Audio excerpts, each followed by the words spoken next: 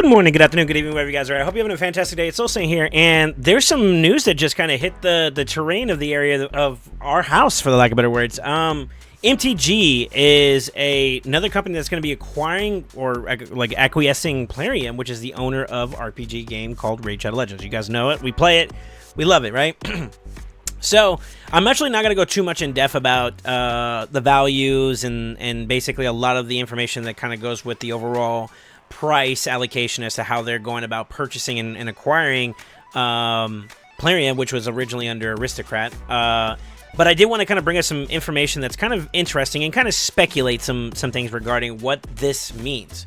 So, a new company is going to be signing an agreement, and basically they're going to be acquiring 100% of Plarium Global Ltd. So, I kind of read through this a little bit, and pretty much they kind of had some highlights as to what was going on with their overall approach to this and what it means for both companies and whatnot. So they talked about how Plarium generated revenue over the 12-month period ending on September 2024, representing a 1.2% year-over-year growth. So basically, in terms of the value of how much it generated revenue-wise, it went up 1.2% competitively versus its previous year. I believe that's if I'm reading that correctly.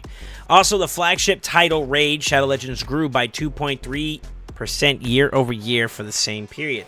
I found that part right there to be very interesting because over the years or over time recently, particularly in this year, there has been conversations about the growth and the decline of players in Raid. And now, mind you, I wonder if this is over that same period leading up to September was where the cutoff of this time frame has come in relation to what's recent. And I would say that a lot of changes that have been kind of perceived negatively, like Hydra's changes recently, as well as a lot of other stuff that's come up on the board, I want to say that's been happening more so post-September 20th, or September 2024. So, think October, November, maybe even a little bit of the end of September, but mostly October and November being the key parts here. So I wonder if, fast forward a year from now, if it's actually going to show more of a decline than it is an increase in terms of the increase. And I think that's an interesting conversation that I would like to see in the future, whether or not this pays off or not.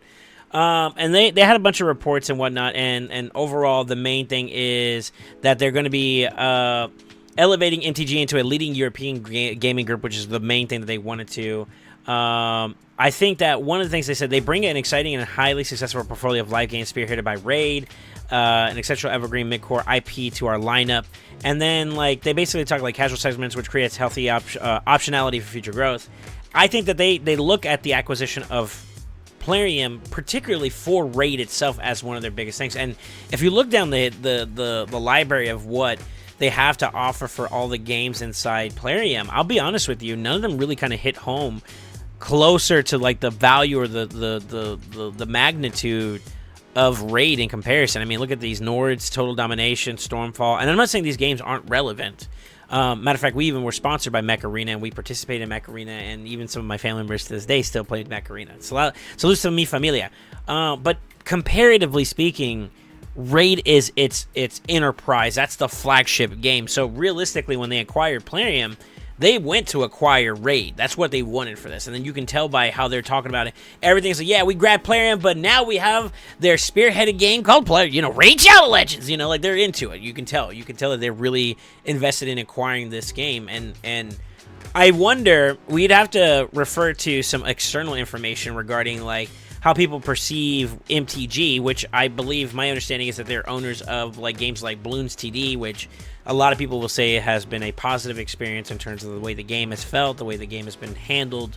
To that magnitude, I mean, it's a little bit more simplistic than something like Raid, per se, I would say. But nevertheless, it warrants the question. It's what, as an owner, as an overseer of this enterprise, this game, how would you handle this? And history would be the thing that I would look towards. It's what is the overall player experience in games that this company has owned? And that would be the question I pose to you guys. How do y'all feel about this, right? And then they kind of did a little bit of a breakdown about how the game, the company or Plarium was formed in 2009 and how Aristocrat picked it up. And then they talked about how basically how the game has done and how the game exists in the terrain of mobile gaming, and how it approximately owns 10% of the market share of everything in North America and Europe when it comes to that genre of game type. So I think it's really, really cool to hear that Raid is still a dominant force in the RPG genre in general, which is not too bad. I think that despite foreboding perspectives, and to be honest, there's a lot of like doomsday perspective about people saying that they're looking to quit the game, and call it a day and move on to other ventures. And then right after these big critical changes that have happened, we get this. And I'm curious about the timing of the way things have been handled. It's like almost as if I would argue that the changes that were made were, I don't want to say blatant, but I felt like they were viewed and received very negatively consistently. And yet they're saying we're observing. This is speaking to Plarium. And then not too long after this, today we all got this big, link, which I'll post in the description, like I said before, for you to read the full notation of it all. But that they're going to be acquired by another company. And I wonder if there's a lot of changes, a lot of internal dynamic. And this is something I've always been curious about. The internal dynamic of how Plarium is managed because of the decisions and how they're handled. Basically, when you understand the fundamental structure of a company, you can kind of understand how decisions, the engine that makes decisions that ultimately comes to our gameplay experience, come to fruition, right? And I did look at some of these notes and whatnot, and I was like, it's interesting that like these changes that were happening subsequently, and they were like back to back. We still haven't even fully had a chance to digest the new mechanical system of like Hydra's mechanics, and I'm using that as like a focal point, which may not be as valid. And I'm going to talk about some other stuff here too as well. Those catalysts that weren't even fully expanded upon, like I still haven't even dived into making drastic changes to my Hydra team to really try to see if I can bring something more value to it. Then they slap in the next set of changes that I ultimately can view as like ally attack or multi-hitter nerfs, as brought even more of like like it happened in subsequent, like back to back to back, and it's almost as if like, man, how do you figure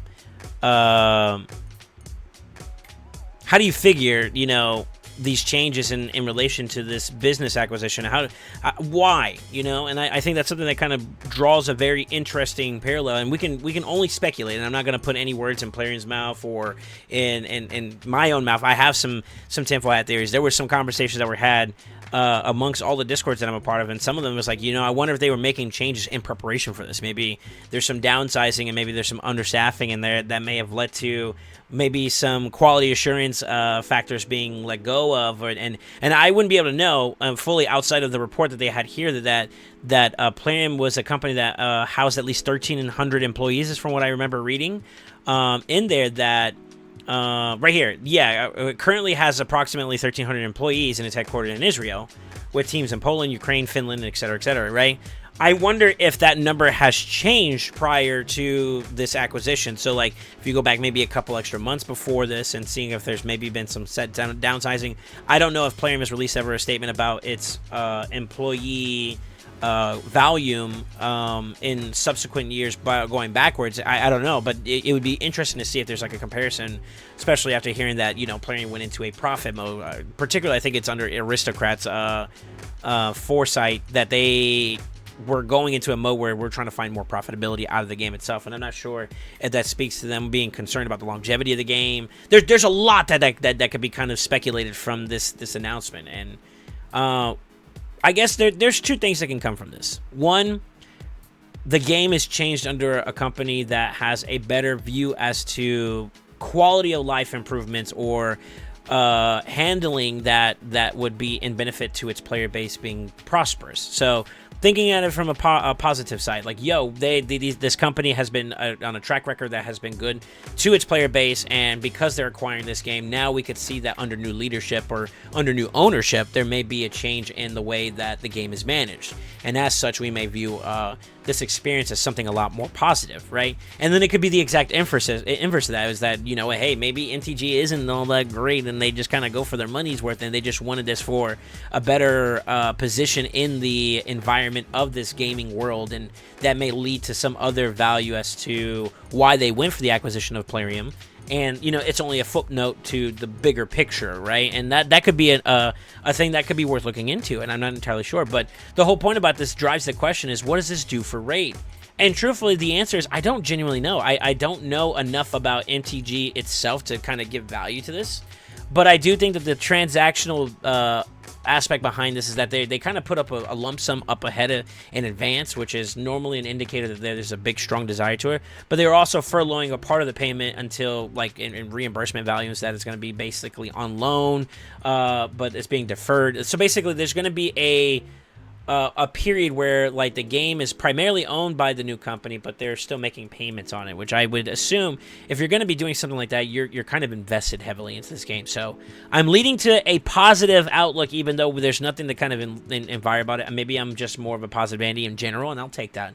But I do raise the question is, like, they've been reports about this, and I wonder if, like, for example, they're talking about the growth of the game, and like it's had a 2.3 increase over that same period going into 2024. I wonder if there's any misleading information, because, like, for example, I as a player, I may create a new account, and according to statistics, I may be two different people, but I'm actually only one person. And the amount of revenue that I'm producing for that company is equivalent to only one player. Now, mind you, I spend in the game, but I don't spend, like, heavily, So it's like, I'm curious as to the legitimacy of this number. I would say that, like, considering I'm a small creator myself, I would not say that, like, my audience and my my perspective of the community itself is obviously biased, and it's only from my point of view.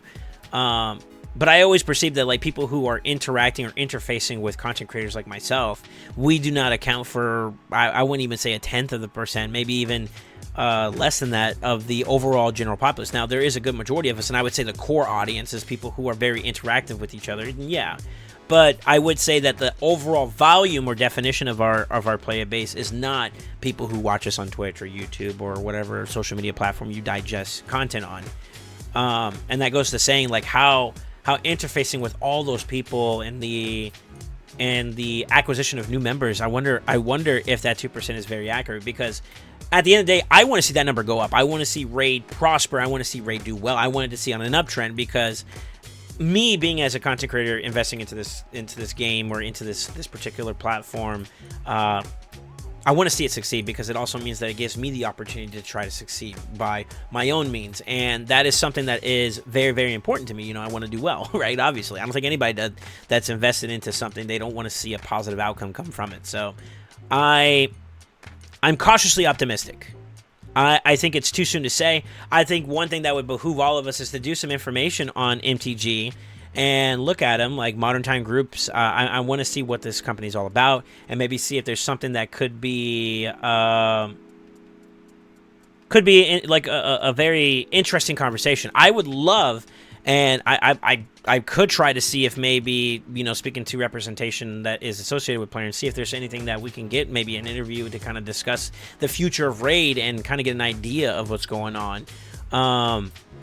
I would be very curious. I'd be very curious to see how that would happen, and maybe we would try to create some dialogue. I would love to know more, but as of right now, what do you guys think? Do you guys feel like this new acquisition from MTG acquiring Plarium from Aristocrat is a positive indicator of the uptrend of the way the game is going to be played? Do you think it's going to add to profitability? One other thing I wanted to bring up too as well, pricing on, like, values of, like, offers and things like that. Someone who does spend and is invested in this game, I do kind of keep track of, like, how the packs and offers that have come out in the game have also changed recently.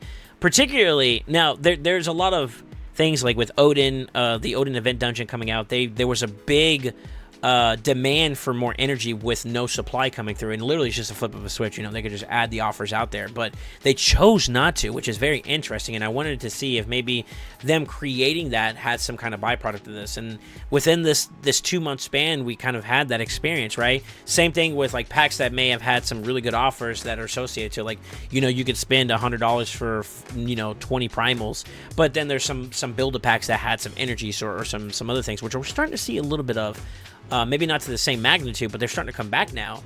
I wonder, is there some kind of association to, or some kind of parallel, some kind of correlation, I think is the word I'm looking for, to this experience as to why we've been doing it? I wonder if they did what they did to put the game in a particular place so that when they sold it, it would be where they needed to be to leverage for a better deal. It's very, very possible. It's very, very possible, and that could speak to, like, now that it's in new hands, maybe some voices could be heard. I don't know. I'm trying to be positive about it, even though we're living in a pessimistic environment right now currently. So, with that being said, you guys let me know, what do y'all think this means for us as players, as investors into this game? Do we feel like this is a positive outlook, or is this something that we should be cautiously on the doomer side about it? You know, I'm curious to hear y'all's voice. Let me know what y'all think. And with that being said, don't forget to like, comment, subscribe for all things raid related and more. And always remember, stay ascended.